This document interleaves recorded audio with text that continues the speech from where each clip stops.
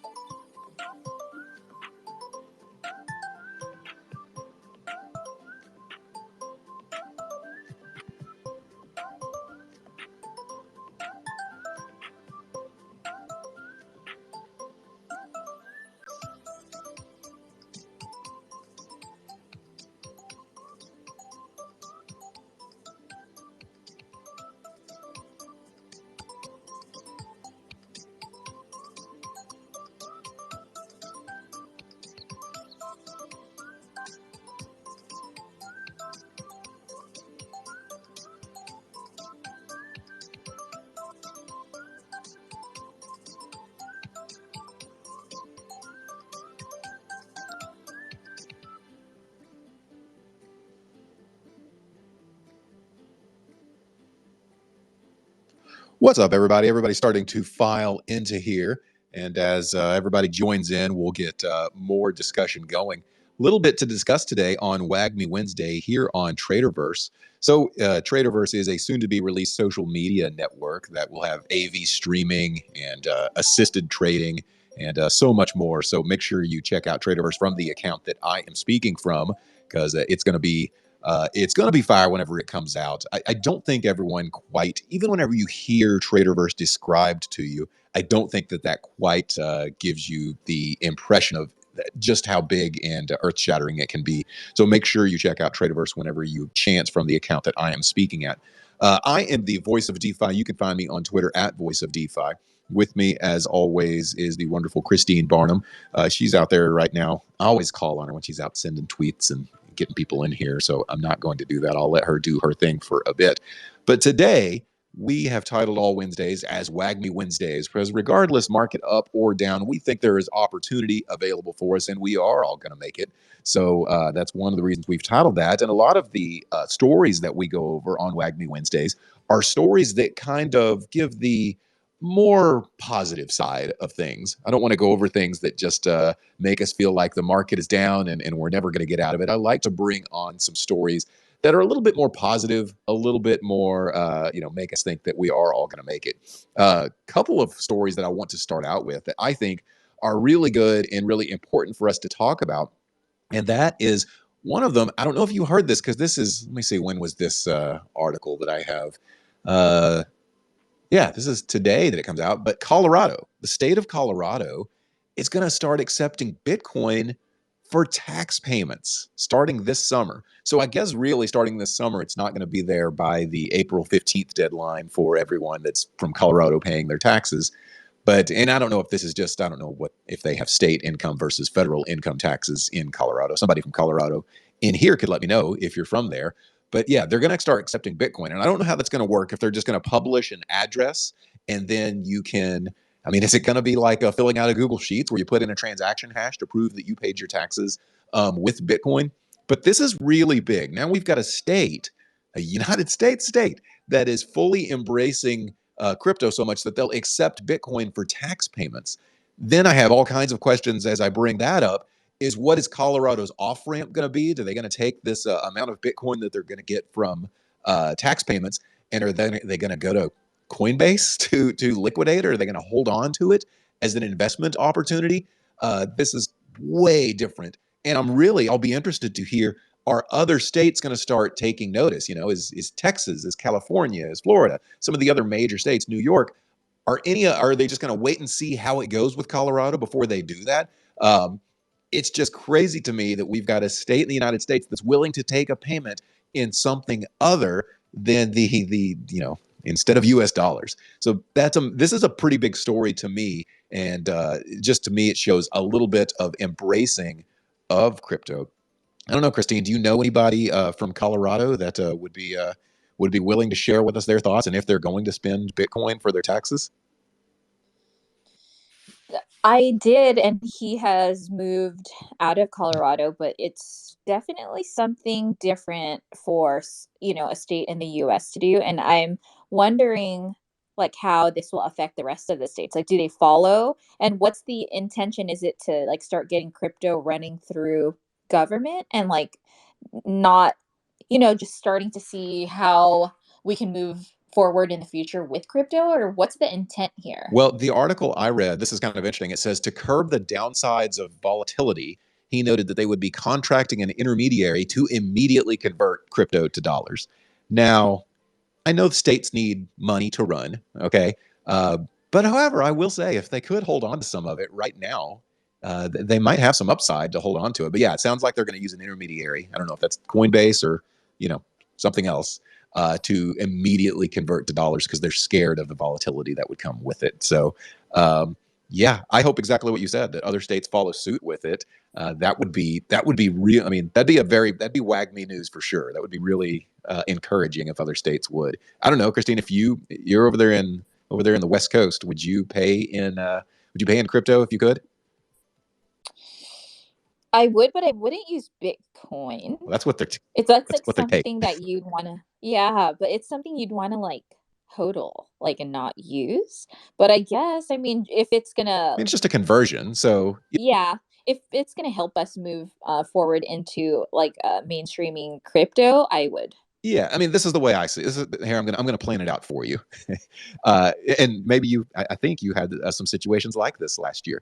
You get to December, you start liquidating some positions, you sell a few NFTs, you do whatever you have to do there towards the end of the year, and now you've got U.S. dollars from your stock sales, and you've got most likely ETH from your NFT sales. Then, to me, you bring those all into Coinbase or FTX or whatever your on-off ramp is. You convert that to Bitcoin that you were going to spend on taxes anyway, right? You were going to have to liquidate it to US dollars. You convert it to Bitcoin. You then send that Bitcoin to the address, and boom, you've paid your taxes with Bitcoin. Like you said, normally you think of that as something you want to hodl, but to me, this is just, you're just exchanging what you would normally pay in taxes into crypto and paying in crypto. Not necessarily So the investment part. want like it's almost just transactional. But what do you think the intent is if like we convert it into Bitcoin, pay the taxes, and then they go and convert it? Like what? Like, And I don't know that there is any implication. Instead of, so like, let's say normally they want, a wire transfer or a check. To me, they're just using the Bitcoin network to exchange money instead of a check, instead of normal centralized banking. So I don't necessarily see a downside to it, except you will have some people that screw this up somehow and send Bitcoin to the wrong address. Oh, yeah, and they're gonna be like, "Well, I paid, so I don't know, like, you had me do this." But I also wonder if they're testing out the blockchain and they kind of want to keep record on blockchain and versus traditional ways of like, "Oh, I mailed it in. Oh, here's my statement to show proof I paid," or whatever. If they're trying to see if having record on the blockchain is a lot smoother. Also, just thought about this: the scam opportunities, not opportunities for me or you, but the scammers are going to smell blood in the water, right? I Oh, mean, yeah. how many times already do like senior citizens get called about something for Medicare or something like that, and ultimately it's a scam? I don't even know what they're doing to scam. I just know seniors are a target, and then all of a sudden now you're going to get a call from the FBI or whatever, and they'll say you are delinquent on your taxes, and we're going to need Bitcoin sent to this address so you can get here. And then once they do that, they'll say, oh yeah, send the transaction ID to I'm a scammer at gmail.com. And yeah, that'll be that. It'll Mhm. be a lot of scams going on. Yes, absolutely. And especially if people are new to, transactions with crypto, they're definitely that's the sad part is, it's like a learning curve for a lot of us in the crypto space at one point or the other, and they're gonna get an email that looks like, pretty Looks official, Yeah. and it's gonna be like, here's a wallet address you send it to. Yeah, and so many people are going to do that. That will, and then the news, you'll see a few news reports on that story that are going to make blockchain look very bad, and see Mm-hmm. just for drug dealers and for nefarious stuff. So that will come out. That doesn't mean it's going to be, yeah, that doesn't mean this is bad news. To me, this can be good news, but I don't know, we just have to educate people.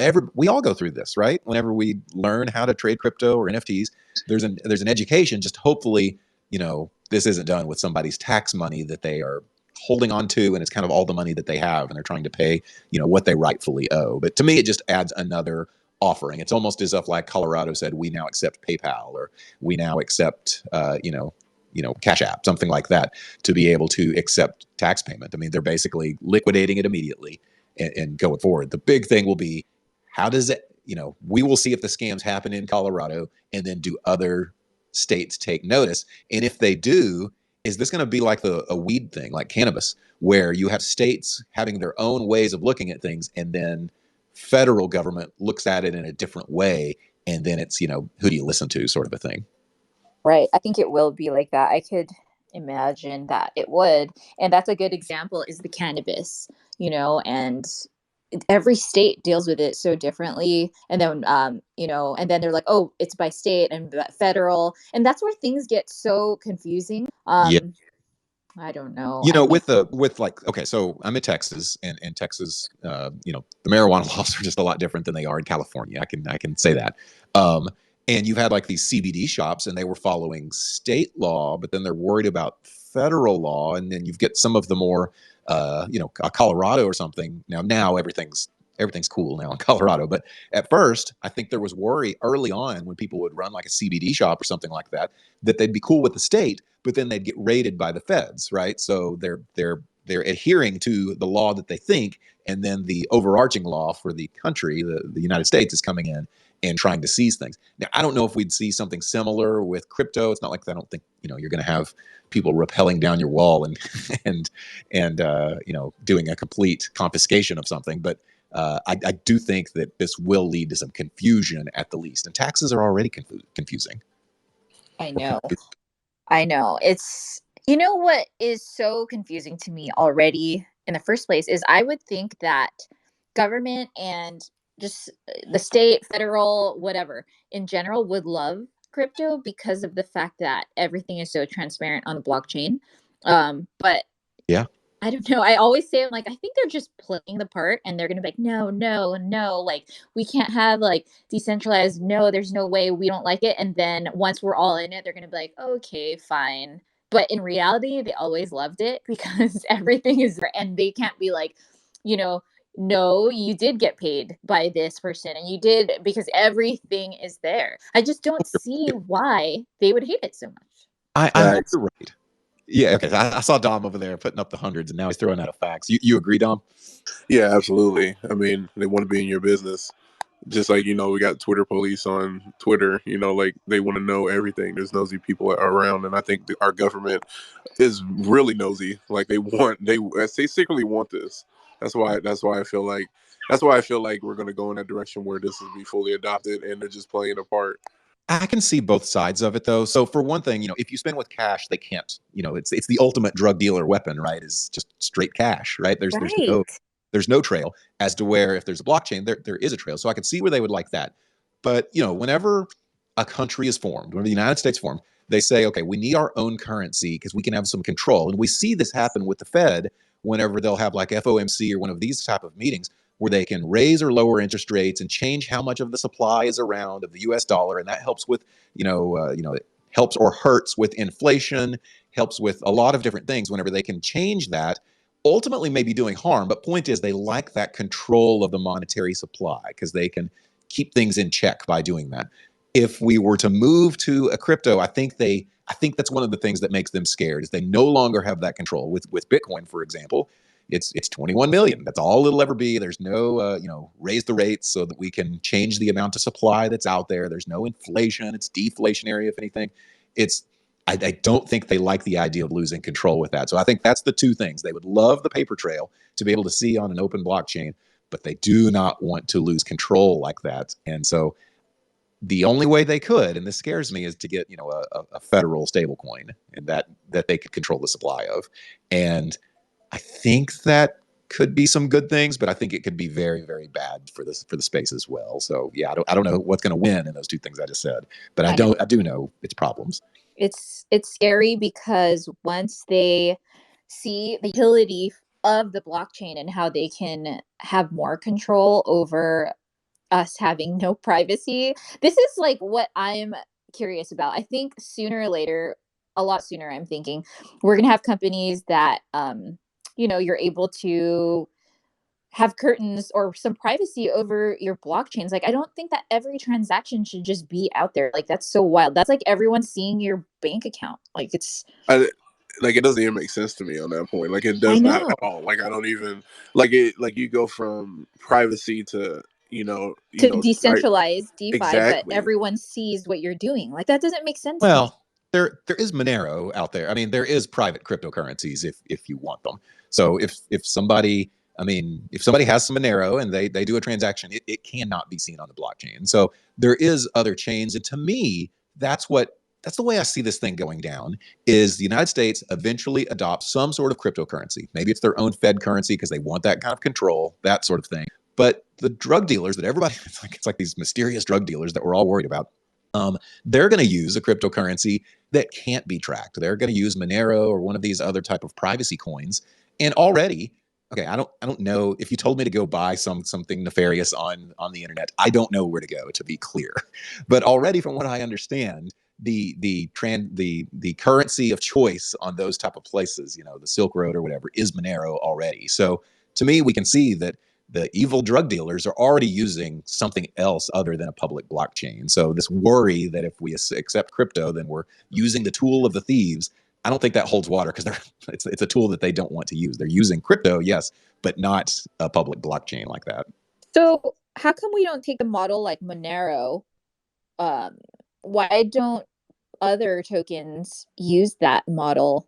Is it because they want it to be where it's not necessarily where they tout like, oh, there's no privacy, but they're like, everything's transparent and on the blockchain? Like, I would think that. It's supposed to be a feature, right? Is the transparency is supposed to be a feature?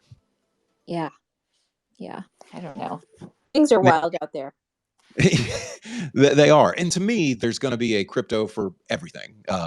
There was one crypto a long time ago. I'll even say the name of it because I'll bet you it's not even around anymore, but it was called Arrow. And you were able to choose whether you wanted your transactions, I think they called it shielded or something like that. And you could make it private or not private from the same crypto. And that token crashed and burned. That was like a 2017, 2018 thing that just didn't make it. But it gave you that choice. So yeah, I'm kind of like you. I want them all to be private. But if, one of the first things you said is you think the United States would like that level of transparency. And so I think that's like a good thing where we can see everything. But on the other hand, I don't like it where if I put TRADERVERSE.eth or something like that, everybody can see every transaction that you have for the name that you have. So my own personal account, Voice of DeFi, I have voiceofdefi.eth, and I just made like a burner, a wallet just to hold that ENS name, just for privacy's sake, like that. But eventually people can, you'd be able to find out who your favorite celebrity's wallet is, and you'd be able to see all their transactions if they're not real guarded with things and have multiple wallets. Yeah. Yeah. I don't know. Like we're starting to see so much of the transparency is good, but it's for some certain situations it's like hurting people. So I don't know. I'm just so weary right now. Listen to this on the Colorado thing. The article, it says, an extension of letting people pay their taxes in crypto. The governor also stated that they would later be rolling out the program to other simpler areas across the state. So check this out. It said it could be as simple as driver's license or a hunting license within a few months after that. But the biggest set of transactions are the taxes. So not only are they doing taxes, they're thinking like, I'm going to get my hunting license and pay for it in Bitcoin, in crypto. This is a full-on embrace by the state of Colorado.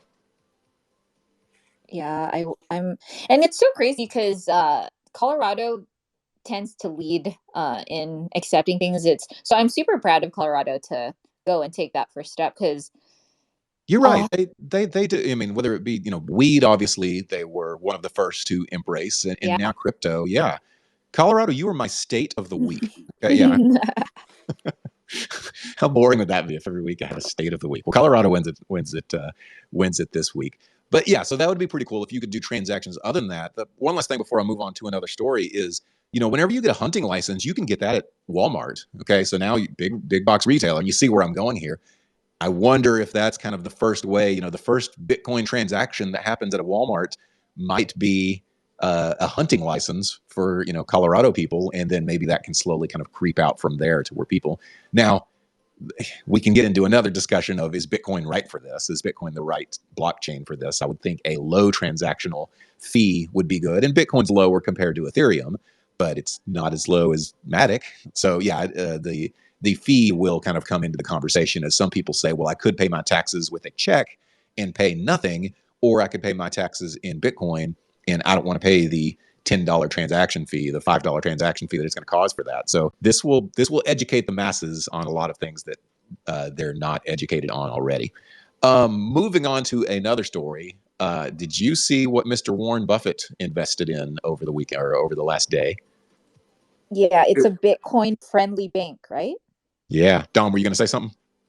I was going to take a guess, but I would have been wrong. So I want to hear what your guess was now. Yeah, I was going to say Bitcoin, but I didn't know it was Bitcoin friendly bank. What is this? Yeah, so he is invested. I'll just read the headline to you. It said Warren Buffett invest $1 billion, $1 billion, by the way, $1 billion in Bitcoin-friendly neobank, which let's talk about neobank. I don't know much about them. And he dumped his Visa and MasterCard stock. So here's a guy in the stock world that I think we all, respect. He's obviously just a master at the stock market and just markets in general. And for the most part, he's been not crypto friendly. He's had quotes of saying that Bitcoin and crypto is just just stupid. But we've always fought with him. But now he's investing, and to me, it's looking like he's buying companies that are invested heavily in Bitcoin. Is that the same thing as investing in Bitcoin? Not quite, but it shows that here's what I think with Warren Buffett. He's obviously comfortable with the stock market. Does he need to learn Bitcoin? No. He knows how to make money in the stock market just fine. He knows how to create quite a bit of wealth in the stock market. But since I don't think he's going to be getting him a wallet address anytime soon, if he's interested in Bitcoin, he's going to find companies that are deeply involved in Bitcoin. That way, if Bitcoin or crypto in general does well, he does well from these companies. So that's what I'm seeing this. But $1 billion, it says he found $1 billion worth of new bank Class A stocks in Q4 of 2021. And then he sold, get this, he sold $1.8 billion and $1.3 billion worth of Visa and MasterCard stock, respectively. So he's going away from credit companies and he's going towards, fintech instead. This is pretty big bullish news to me of this dude, that we all respect is getting into basically crypto type of companies. Yeah, I mean, especially because he has been avoiding it for so much and for so long, and he didn't care for it. And it was funny because at first I thought Bitcoin like Dom too, because people kept tweeting he bought this much of Bitcoin. I'm like, wow. And then it was a Bitcoin friendly bank, but it's still a huge move, being that he's been pretty vocal about anti. Yeah, I've got here. Let me read this. Let me just read this one little paragraph. It says, Buffett, the so-called Oracle of Omaha. What a cool name, like the Oracle of Omaha. I guess I got Voice of DeFi. That'll work. But it says it's popular for his cautious approach to investing, particularly the market's hottest sectors such as fintech. The veteran investor had also downplayed emerging decentralized finance solutions like Bitcoin, ridiculing it as an asset that does not create anything. So he's literally ridiculed it. But now, your money speaks what you're really believing in, and he's putting major dollars into I mean, it's major for me, at least. $1 billion. I don't know what $1 billion is to Warren Buffett. It's probably like going to Taco Bell for me. But yeah, he's putting in what I call major amount of money into a fintech company. Do you guys know anything about this neobank? Have you ever heard of them? I have not. Have you, Dom? I've literally never heard of them until now. Well, they've got $1 billion now of Warren Buffett's money to play with. So, yeah, let me see. Buffett banked Nubank stock set for New York Stock Exchange debut as they're having an IPO with a company valued at $41.5 billion. Okay, one of them's calling it neobank. The tweet exactly calls it Nubank, Nubank, and yeah, $41.5 billion, and they're about to have an IPO. So, in the end, an IPO, some IPOs really raise up fast, and maybe he doesn't believe in Bitcoin. Maybe he's just going in a stock that he thinks is going to skyrocket on the excitedness of Bitcoin. Here's one thing. Do we want him involved deeply in crypto? I want you to all think of what happens whenever Elon Musk tweets something out and what happens to the market, good and bad.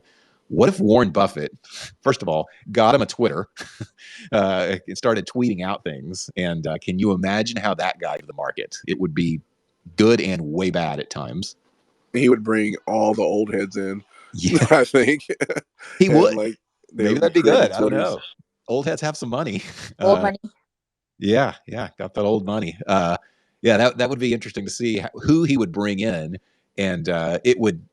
I'm telling you, if he all of a sudden got Twitter and we knew it was him as a verified account, and he put out like this is so ridiculous that I even say this, Bitcoin to the moon or something like that. Okay, yeah, it's a silly tweet for him to put out, but I mean, we're six figures Bitcoin by the end of the day, I think, because not only that, the institutions, the old heads that Dom's talking about are also institutional money, would then follow him, and we would hit six-figure Bitcoin. It'd be the biggest volume day we've ever had in Bitcoin if he did something like that. And already this is bullish news. Let me look at the markets. What Bitcoin this morning? Well, it is raising up slowly. It's down 0.8% from yesterday, but it's 43,000 now. Ethereum over 3,000 again. So yeah, this is to me, this is bullish news that he's invested in this new bank. But in the end, maybe didn't as big as we once thought, where he's actually investing into Bitcoin itself. What do we think? Tell me what month and year, Christine, Warren Buffett's going to get a Bored Ape. That would be awesome.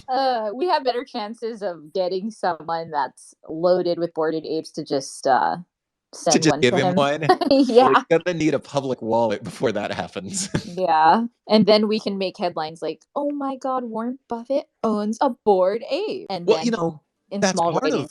that's part of Shiba's. Is we knew who Vitalik's. I say we. The space knew Vitalik's address, and they sent him a ton of Shiba.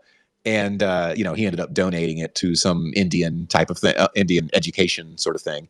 Still made headlines. Exactly, that's what I was about to say. But it made huge headlines, and I think it pumped the market. I don't know. I mean, it was a lot of Shiba that they gave to him, and who knows if that much money came into the market afterwards. But I can just say it was huge for that project. So yeah, I mean, that is a tactic. And if Buffett I guarantee you right now, if Buffett just put out a public wallet address, how much stuff do you think would be given to him just immediately for that same type of reason? Yeah, it would be huge. I'd love it if he'd get into the NFT space. There's no more certainties that I have in my life that he will never get into the NFT space. But yeah, that's just not who he is. Yeah, that's just not who he is. Have you seen any other big stories? And I'm just saying you that, Christine, so you'll talk for a moment so I can get this other story I'm looking for. Oh, put it on me. Yeah. So I had put up an article. Let me put it up on top so you guys could see. But it was kind of like an update on a lot of things in one article. But it says latest crypto news: Senate banking head condemns Super Bowl crypto ads. Weird. New York Stock Exchange may establish its own NFT marketplace. And then, of course, what we talked about: Colorado will accept crypto payment for taxes. So, Interesting. What? Say the second thing that you said. The second story. so the New York Stock Exchange may establish its own NFT marketplace. So you hear that, Dom? We can do NFT stock market. I'm with it. Do you think? Okay, so New York Stock Exchange, is it going to be literally like KYC to even get in the market? Yes. New York Stock Exchange sounds like something that would be heavily regulated. It's heavily regulated. So I believe they're testing the waters of regulation and the crypto space in general. Even with like Colorado, right? Like for them to accept payment, BTC payment for taxes, I feel like they're testing that too. And then Yeah, NFT the, marketplace and stock market. the NFT market. I want to talk about the NFT marketplace because that's crazy. So, okay, tell me now. We're in I, Dom. A lot of us are in NFT centric Twitter spaces all the time, and we use OpenSea, and it's for the most part decentralized, where at least it's anonymized. I could say I don't have to like show my driver's license or anything to buy an NFT on OpenSea. Do you really think that most of the market, the NFT buyers, would be willing to go to a New York Stock Exchange if they had to completely KYC, show your driver's license, share your social? I don't think they would. No, but this would onboard everyone that we know in the stock market that just day trades or just stays in the stock market as far as investments that are curious about NFTs, but they don't have a grasp or can't wrap their head around crypto at all. This would make them, that whole market of stock investors that don't mess around with crypto, it'll onboard all of them into NFTs because they feel more comfortable with KYC. And let me just say this part of the article. It says New York Stock Exchange, the world's largest stock exchange by market capitalization, wants to be the marketplace for NFTs just like with stocks. The exchange filed an application with the U.S. Patent and Trademark Office to provide an online marketplace for digital goods, including NFTs, crypto, digital media, and artwork. If the exchange's plan comes to fruition, it would compete with other popular NFT marketplaces like OpenSea and Rarible. I just have okay. That's really interesting that they think they would compete with them. I just don't think that can happen. I don't think decentralized is ever going to be able to, or I should say, I don't think centralized can compete well with decentralized. Now, whenever you get institutional money and things into things, people follow where a big flow of money is going into. So maybe I'm not being completely honest about how it could affect things. But I did just have this thought, this idea of how the government is going to make this all happen. So this is not financial advice, but it is. It's like a crystal ball prediction. What I'm about to say, I can see the Fed coming up with their own dollar, okay? The Fed coming up with their own blockchain based dollar. Then I can see, much like we get a social security number, I can see everybody at birth basically being assigned a wallet address. And everybody in the country will get a wallet address immediately, just like you have a social security number. Then I think they would want your taxes paid from that account. And even whenever you go to work, and normally whenever you get a W-2 job, I know most of us don't have W-2 jobs, but you show your driver's license and your social security card. They make copies of that, and everything's on the up and up. Then I think you would have to show your identification that would show your government issued wallet address. Okay, so that way, that's where you're taxed into, that's where you're paid into, everything they could see from that wallet address. And then if you want to invest in something that's DeFi, like the New York Stock Exchange NFT exchange, or sorry, the New York. Oh, it can't be NYSE now. It has to be NYNFTE.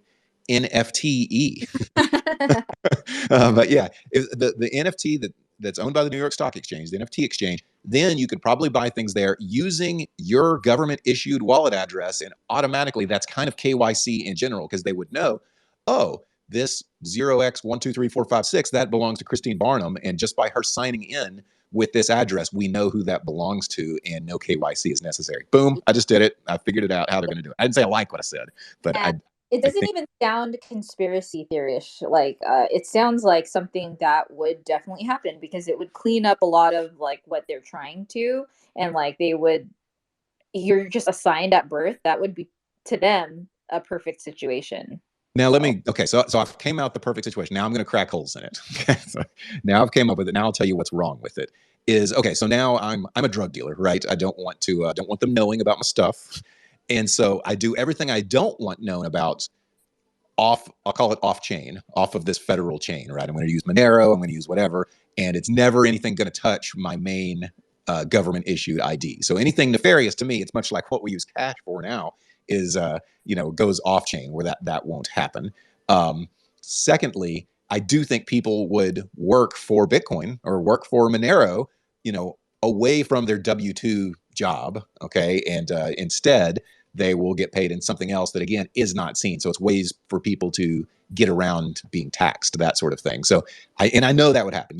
There's already people that let's take a waitress for instance. She's supposed to report all the tips that she gets. She or he is supposed to report all the tips that they get, and they don't. Instead, they'll kind of figure out, oh, if I made minimum wage, I would get this many tips. That's how many I'm going to report, and the rest I'm going to have untaxed. That if you've ever worked in the restaurant industry, that does happen. I don't know that I'm whistleblowing anybody. of course.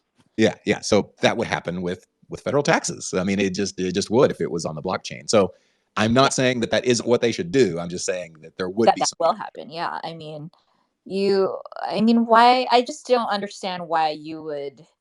Whatever, we do taxes, we pay taxes, but like if you get tips, it's just so crazy. Like, oh yeah, I got this exact amount of tips, and I just want to tell you so I could pay even more. Like, I don't know. I'm just Don't like what admit. you think happens. I'm I not just saying now thought, Christine, you are in a service industry yourself. Don't admit to anything. This is I'm me. not. I'm just saying it probably happened somewhere. I don't. And then there's this other news breaking thing inside the article as well. It says JP Morgan has officially entered the metaverse, opening a lounge in Decentraland, a virtual world based on blockchain technology. The Onyx Lounge was unveiled along with a report from the bank outlining limitless opportunities for businesses in the metaverse and why there is explosive interest. JP Morgan is the largest bank in the US and the first to participate in the metaverse. I'm telling you, they're starting to unveil that all of these people have always had interest and they lured us in, and now everything's going to be on the blockchain. Here's what my thing is. Okay, so now if I say metaverse, the two you think of are Sandbox and Decentraland. Are we sure that I mean, because like you've got now banks, countries even, that are saying we want some land in Decentraland or we want some land in the Sandbox. Are we sure this is where the metaverse is going to be, is one of those two places? Because it could be elsewhere. And I don't know. I just always wonder if any of these first to market are like Hotmail for web-based email. It's something that will always be around, but may not be the dominant one that we use at all times. Pretty cool that they're buying it, though. And after I say all my FUD about it, it's pretty cool that they're in. It is, hoping that they have the best of intentions. Hard to know what intentions are of the elite. Yeah, I was going to ask what you thought of that, of like centralized, a centralized thing like a bank heading into our world, our decentralized world. I don't know. Is that what I'm trying to say? Are they trying to, is this where they're taking over our turf? We not like them? Yeah. I mean, you said it great earlier. Like, these people or these like institutions or like the government, they want control. So if they see a lot of volume, obviously we've caught their attention. And now they're like, okay, it's not working to work against this whole space. So let's go in. And I do not trust that they have the best intentions because of the control and the power that they're so used to. Now they're going to come over here and then just try to work within that realm. And Well, they will. And that's why I said they want to have a federal crypto, a federal stable coin. It may be stable at $1, but I guarantee you, whenever do you remember when we had Keaton in here, Christine, and we were looking over contracts for things we should look for? And one of the things he said you need to look for to see if it might be a rug pull is a mint feature. And the mint feature is when basically, if Bitcoin had a mint feature, we couldn't say that there's only 21 million Bitcoin that'll ever be minted. If it had a mint feature, then they could make more than that. And that's exactly what, the United States does right now whenever we are making all this inflation happen by changing rates. I guarantee you, if we ever have a federally, issued crypto, it will have a mint feature so that they can expand or retract the amount of supply that's out there, because that's what we do right now to, help out some things that whenever it happens. So they would still have that control, My question is, are we scared of that if they have that level of control? Because right now they change the supply with a little bit of smoke and mirrors by changing interest rates, which effectively can create a different amount of supply. But if they literally could just say with the push of a few buttons, oh, okay, now there's $9 trillion out there instead of $8 trillion out there available because we just minted it out and it's out there. That sounds a little scary to me. That sounds a little scary to me that they would have that level of control. So I am skeptical of all this, but I still think it's what will happen. I think they'll have they would do something with an infinite supply, and then they would toggle on and toggle off because that would allow them to continue to print money in the same way that they have for this entire time. And unfortunately or fortunately, that dictates the rise and fall of value, right? Absolutely. And so in turn, I mean, all this money was printed out of nowhere for COVID, and they gave everybody PPE loans and bailouts and more. And what's to say that 10 years from now, or a lot sooner, that they don't do the same exact thing with crypto? That's 100. And I like that you said infinite supply, because they would come out probably with what they would call a capped supply. But like I said, it would have a mint function. And a mint function basically is that infinite supply. So whenever they think they need it, whenever they've got some kind of oil dispute or something like that, then boom, use that infinite supply. And that could be really bad for the industry. The question is, are we in the crypto and NFT space, or are we in the decentralized space? In other words, what's our jersey say? Are we just like decentralized or nothing, or we team blockchain? And I don't know that there's a clear answer. I don't know, Eric. I think you're team decentralized. Am I right? I mean, at the end of the day, like, all of these decentralized platforms are centralized for the most part. You know, as long as you're connected to the cloud, you don't have a VPN that you're using. You have everybody even making a fucking ETH address with their first and last name. Like, we're talking decentralization on centralized platforms like Clubhouse and Twitter. Like, we're using Telegram, WhatsApp, Discord for communication. Like, who owns these companies? Who are the investors and shareholders in these companies, and who is creating that tech? The end of the story is, unfortunately, our initial seed phrase is our social security number. And we're, as much as people want to talk about anonymity, it's identity that they don't really want to lose, and really, get very lost in other things and end up losing anyways. But there's no real, I'd say it's very difficult to maintain completely anonymous / decentralized unless you are building your own solutions everywhere. So I love to, yeah. Good. Yeah, I love to, been enjoying the space. I'd love to just chime in. I think that decentralization basically as a concept is only appealing to like a small majority of the population. Like I think for most people, like anonymity on the internet is frankly just like intimidating. Like if you think about the internet before, so like large social media platforms, when there was like message boards and forums, it was foreboding and like scary for the majority of people who didn't like want to invest the time to understand it. You know what I mean? So I think that in the case of like, it definitely connects to what you guys are saying about central monetary control for federal governments too, because it's obviously like one of the biggest things they stand to lose if people just switch over from like fiat currencies to like the existing cryptocurrencies. So obviously they're going to make their own, and obviously they're going to try to like find a way to retain control. But I mean, yeah, I think for me, like the attraction of DeFi specifically and the NFT marketplaces is that you're basically like operating in a marketplace that's you're not like fight whales that have always existed for generations, right? Like investment banks and just like these extremely powerful institutions that you just have no chance of like outmaneuvering. So yeah. I just want to just underline what you just said. To me, that is what I like about DeFi, because right now in the current, centralized space, if I want to invest in certain companies early on, the government's going to say, well, did you make $250,000 a year for the last 3 years? They want to know basically, hey, are you rich enough for this? And so there's kind of a gated community of those with money can try to get more money. Those without money, 100%. Yeah, cannot. So I like DeFi in this sense, in that basically we don't care who you are. We don't care anything about you, what you're about, what you stand for, what your bank account says, none of that. It's decentralized. It's exactly what we like. So that part of it, man, I am team DeFi all the way. And I do get scared if some of the things that we're talking about happened. They would put those rules in place now that they could see call it your bank account now, where they're like, oh, you don't have enough, transactional volume, or you don't have enough of a wallet balance to be able to invest in something anymore. And all of a sudden now it's the same thing. the people without don't have a chance to get it anymore. Because I guarantee a lot of people that are making a lot of money in NFT and crypto right now, they wouldn't have qualified under the current investment rules.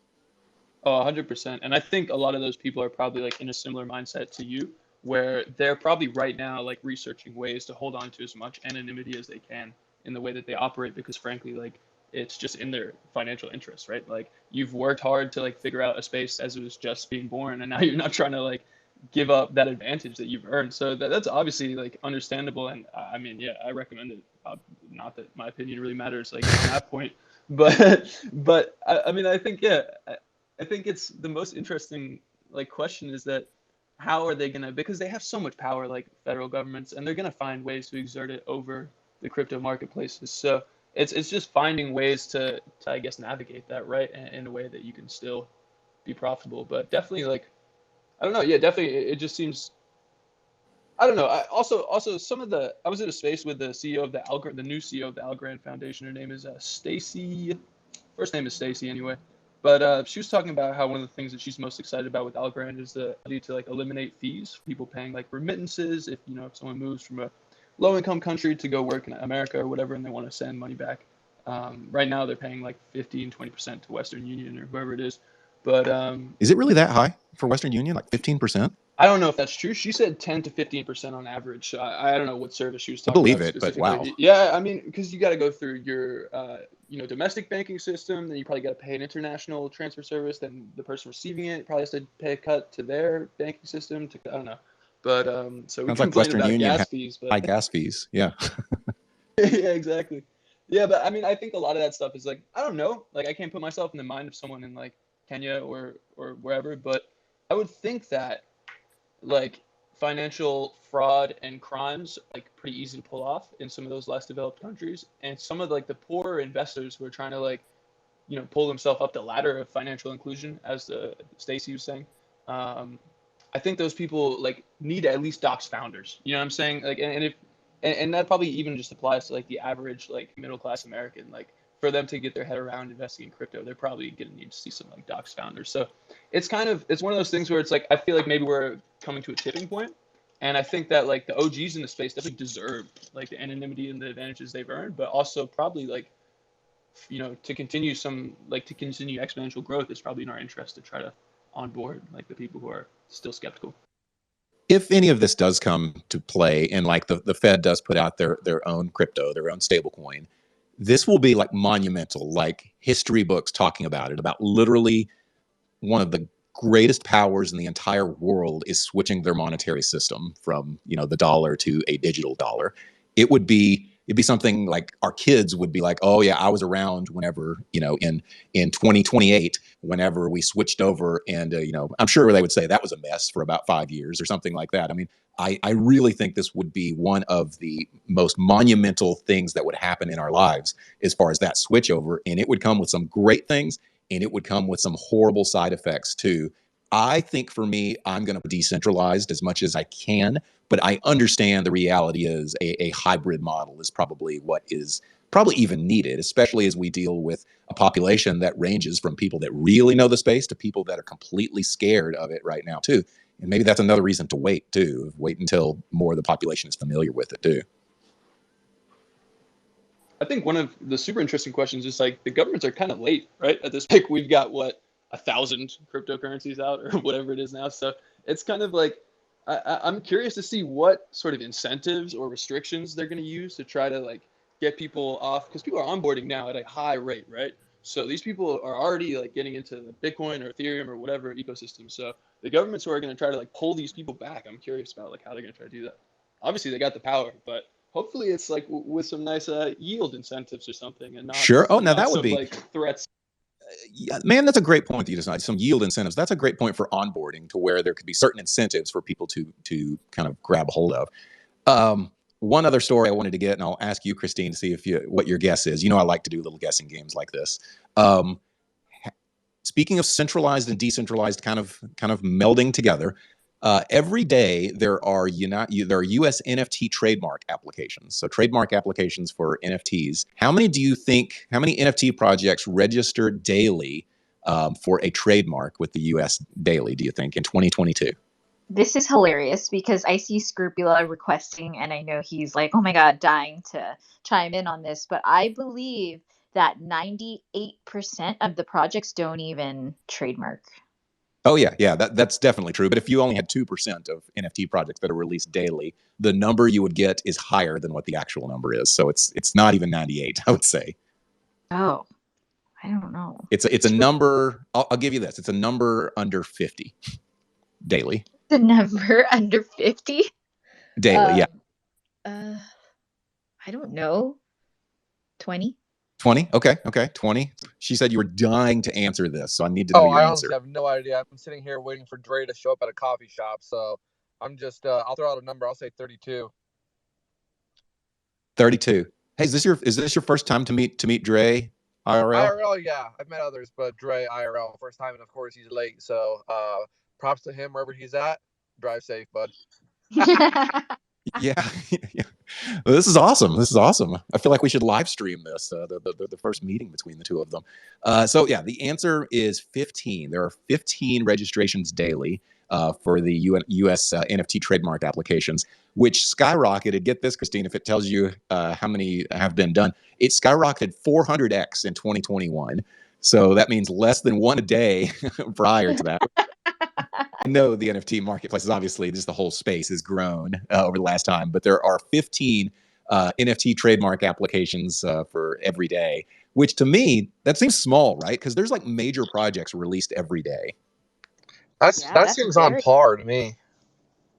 That's about what you would think. Yeah, is because 15? there's a whole process to go through with the USPTO and actually like get a trademark. Like I can't just trademark, some random project without it actually being viable and out there. And there has to be, an activity on said project. So it's actually tougher than one might think to get a trademark. And it's probably easier just to say, yeah, I'm not going to get a trademark. And because a lot of these, don't we have some kind of rights by whenever we buy an NFT on most of them? I know we talked about this with Ape Kids Club, that, we have, reprinting rights and things like that. So I was just going to say that. Like, you would think the NFT space, though, and this brings me back to why a lot of them, I would say, kind of dwindle off and like die off because like business 101, especially if we're trying to tout that, hey, like, this is yours, like you have the licensing and the IP, whatever, and you could do whatever you want.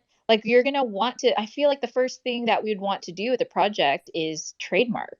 But well, like anyone with a Bored Ape, they have their own whatever rights, but Bored Ape Club has actually trademarked 7, I believe it is, different variations or derivatives of BAYC. So they have the company, the LLC has the umbrella trademark over everything. It doesn't mean you have the trademark just because you own the bake. I don't know that I've ever heard that said as bake, but that's awesome. I got lazy. I'm just, like I said, I'm waiting for Dre, so I'm lazy. Here's the thing. I knew immediately what you were saying, so it works. It completely worked. But yeah, I would expect the Bored Apes to be one of those projects that used a trademark. But you would think any token any NFT that's going to do a trademark is somebody that's on the up and up, that's going to have an LLC, that's trying to do everything by the book and trying to follow the rules. Most of them aren't going to get any trademarks on this. But either way, it shows another marrying of the decentralized world and the centralized world together, and 400x more in 2021 than 2020. So it's definitely something that we'll probably see more and more of.